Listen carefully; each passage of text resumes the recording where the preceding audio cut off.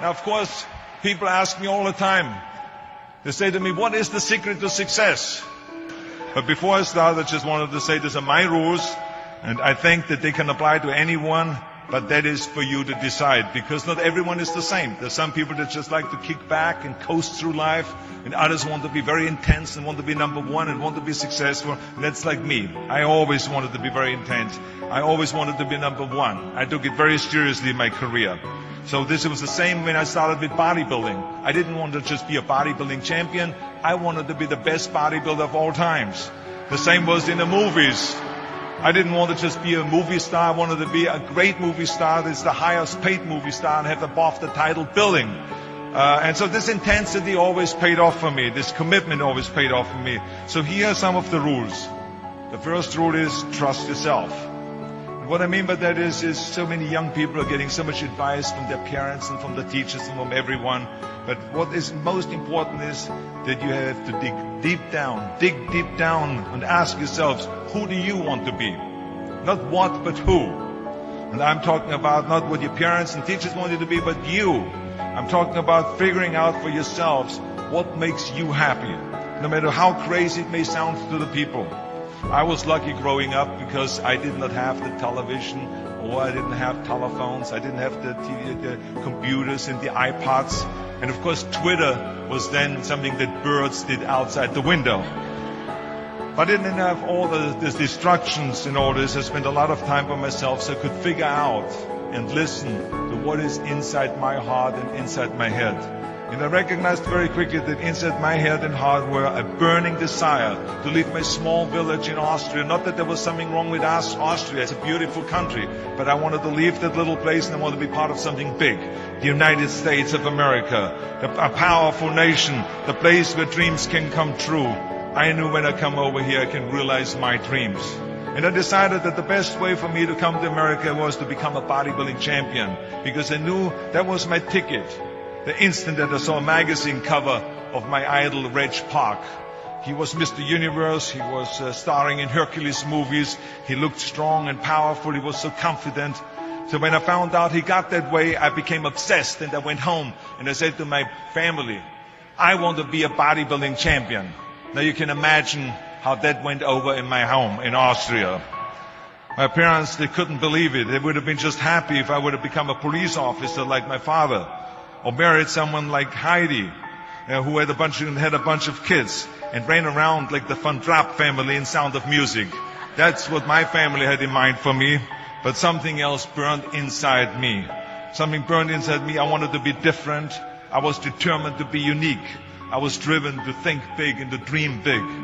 Everyone else thought that I was crazy. My friend said, if you want to be a champion in a sport, why don't you go and become a bicycle champion or a skiing champion or a soccer champion? Those are the Austrian sports. But I didn't care.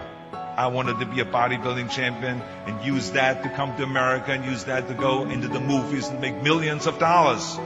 So, of course, for extra motivation, I read books on strongmen and on bodybuilding and looked at magazines. And one of the things I did was I decorated my bedroom window, my bedroom wall. Right next to my bed, there was this big wall that I decorated all with pictures. I hung up pictures of strongmen and bodybuilders and wrestlers and boxers and so on. And I was so excited about this great decoration that I took my mother to the bedroom and I showed her. And she shook her head. She was absolutely in shock. And tears started running down her eyes. And she called the doctor. She called our house doctor. And she brought him in and she explained to him, there's something wrong here.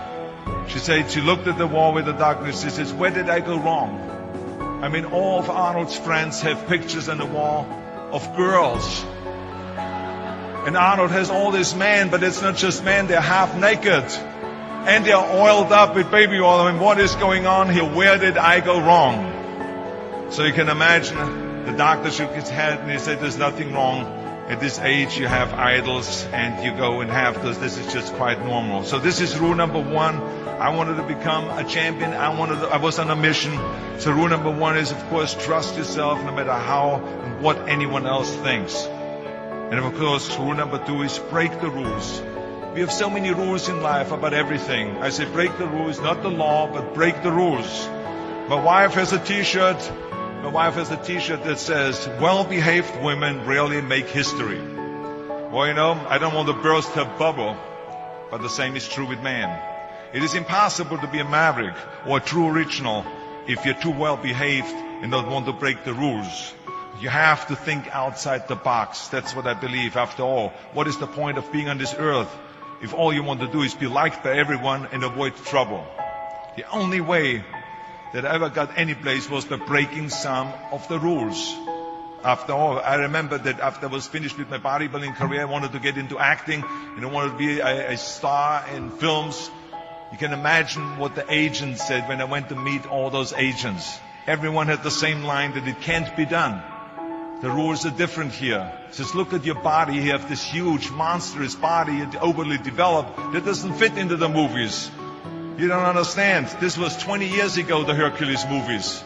Now there's the little guys that are in. Dustin Hoffman, Woody Allen, Jack Nicholson, before he gained weight, of course, that is. But anyway, those are the guys that were in. And the agent also complained about my accent. He says, no one ever became a star with an accent like that, especially not with a German accent. And yes, I can imagine with your name, Arnold Schawzenegger, or whatever the name is, on a billboard. Yeah, that's going to draw a lot of tickets and sell a lot of tickets. Yeah, right.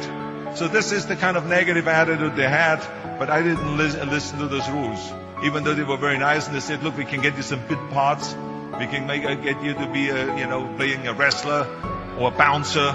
Oh, maybe with your German accent we can get you to be a Nazi officer in Hogan's Heroes or something like that. But, I didn't listen to all this. These were their rules, not my rules. I was convinced I could do it, that if I worked as hard as I did in bodybuilding, 5 hours a day, and I started getting to work, I started taking acting classes, took English classes, took speech classes, dialogue classes, accent removal classes I even took. I remember running around, a fine wine grows on a vine.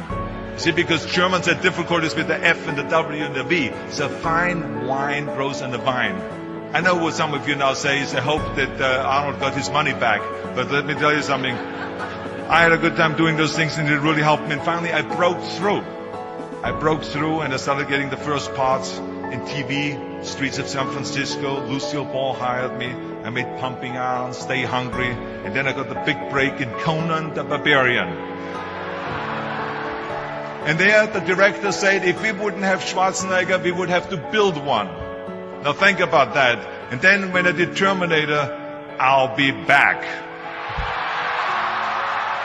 Became one of the most famous lines in a movie history, all because of my crazy accent.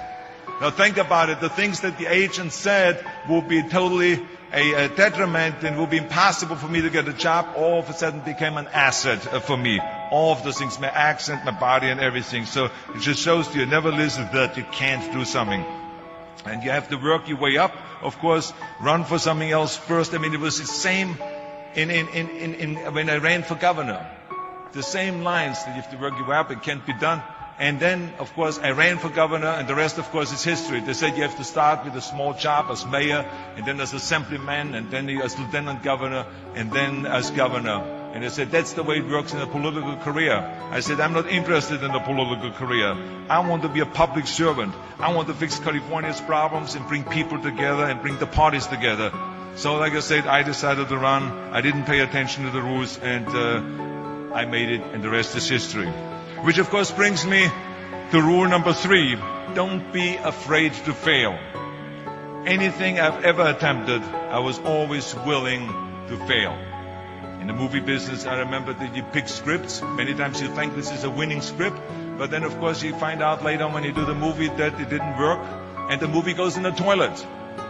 Now we have seen my movies, Red Sonja, Hercules in New York, Last Action Heroes, those movies went in the toilet. But that's okay, because at the same time I made movies like Terminator and Conan and True Lies and Predator and Twins that went through the roof. So you can't always win, but don't be afraid of making decisions. You can't be paralyzed by fear of failure, or you will never push yourself. You keep pushing because you believe in yourself and in your vision. And you know that it is the right thing to do, and success will come. So don't be afraid to fail. Which brings me to rule number 4, which is don't listen to the naysayers. I mean, how many times have you heard that you can't do this and you can't do that and it has never been done before? Just imagine if Bill Gates had quit when people say it can't be done. I hear this all the time. As a matter of fact, I love it when someone says that no one has ever done this before, because then when I do it, that means that I'm the first one that has done it. So pay no attention to the people that say it can't be done. I remember my mother-in-law, Eunice Kennedy Shriver, when she started Special Olympics in 1968, people said that it would not work. The experts, the doctors that specialized in mental disabilities and mental retardation said it can't be done. You can't bring people out of the institution. You can't make them participate in sports, in jumping, in swimming, and in running. They will hurt themselves. They will hurt each other. They will drown in the pool. Well, let me tell you something. Now, 40 years later, Special Olympics is one of the greatest organizations in 164 countries, dedicated to people with mental disabilities and with intellectual challenge, And she did not take no for an answer. And the same is when you look at Barack Obama. I mean, imagine if he would have listened. If he would have listened to the naysayers, he would have never run for president. People said it couldn't be done, that he couldn't get elected, that he couldn't beat Hillary Clinton, that he would never win the general election. But he followed his own heart. He didn't listen to the "you can't," and he changed the course of American history. So over and over you see that if I would have listened to the naysayers, I would still be in the Austrian Alps yodeling. I would never have come to America. I would have never met my wonderful wife, Maria Shriver. I would have never had the wonderful 4 kids. I would have never done Terminator, and I wouldn't be standing here in front of you today as governor of the greatest state of the greatest country in the world. So I never listened that you can't. I always listened to myself and said, yes, you can. And that brings me to rule number 5, which is the most important rule of all. Work your butt off. You never want to fail because you didn't work hard enough. I never wanted to lose a competition or lose an election because I didn't work hard enough. I always believed leaving no stone unturned. Muhammad Ali, one of my great heroes, had a great line in the 70s when he was asked, how many sit-ups do you do? He said, I don't count my sit-ups. I only start counting when it starts hurting. When I feel pain, that's when I start counting, because that's when it really counts. That's what makes you a champion. And that's the way it is with everything. No pain, no gain. So many of those lessons that I apply in life, I've learned from sports, let me tell you, and especially that one. And let me tell you, it is important to have fun in life, of course, but when you're out there partying, horsing around, someone out there at the same time is working hard. Someone is getting smarter and someone is winning. Just remember that. Now, if you want to coast through life, don't pay any attention to any of those rules. But if you want to win, there's absolutely no way around hard work. None of my rules, by the way, of success will work unless you do. I've always figured out that there's 24 hours a day. You sleep 6 hours, and you have 18 hours left. Now, I know there's some of you out there now and says, well, wait a minute, I sleep 8 hours or 9 hours. Well, then just sleep faster, I would recommend. Because you only need to sleep 6 hours, then you have 18 hours left, and there's a lot of things you can accomplish. As a matter of fact, Ted Turner used to say always, early to bed, early to rise, work like hell, and advertise. And of course, all you know, you know already those things, because otherwise you wouldn't be sitting here today. Just remember, you can't climb the ladder of success with your hands in a pocket. And that takes me to rule number 6, which is a very important rule. It's about giving back. Whatever path that you take in your lives, you must always find time to give something back. Something back to your community, give something back to your state or to your country.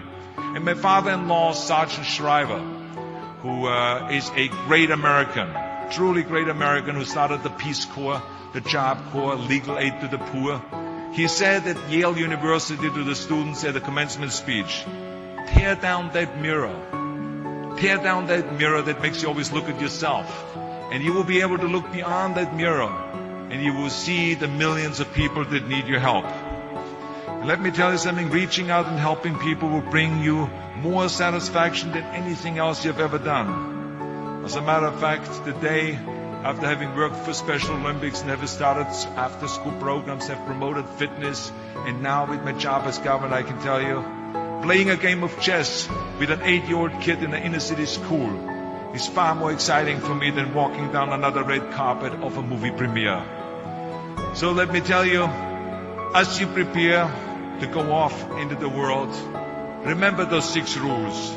Trust yourself, break some rules, don't be afraid to fail, ignore the naysayers, work like hell, and give something back.